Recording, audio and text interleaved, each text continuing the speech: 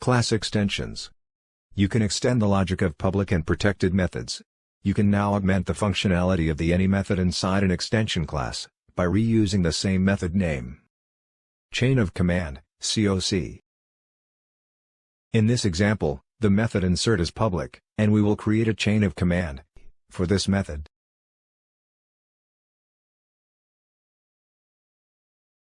We will add the method in the class that we created earlier.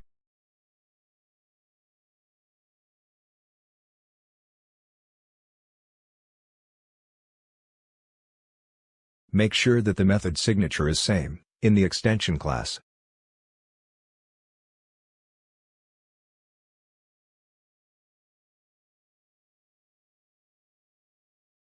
The next keyword behaves like a supercall and is required to call the logic residing in the original method.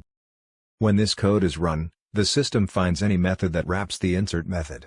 The system randomly runs one of these methods, such as the insert method of the extension class. When the call to the next insert method occurs, the system randomly picks another method in the COC. If no more wrapped methods exist, the system calls the original implementation. Methods that have default parameters can be wrapped by extension classes. However, the method signature in the wrapper method must not include the default value of the parameter. Here are some important rules related to the next keyword. Calls to next can't be done conditionally inside an if statement.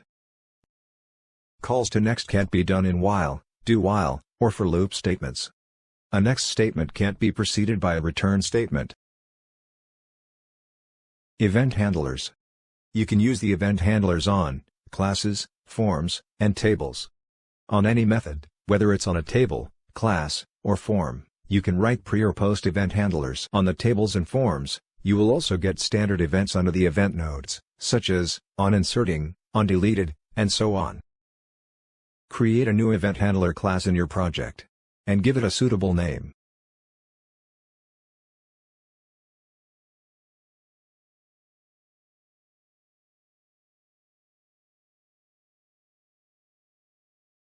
In this example, we will now add the post event handler.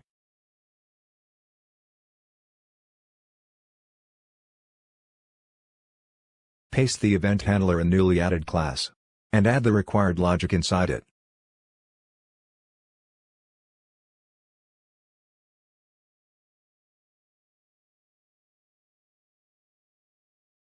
Similarly, we can add pre-event handler and verify that it belongs to the insert method of the table. Save the class and do a build.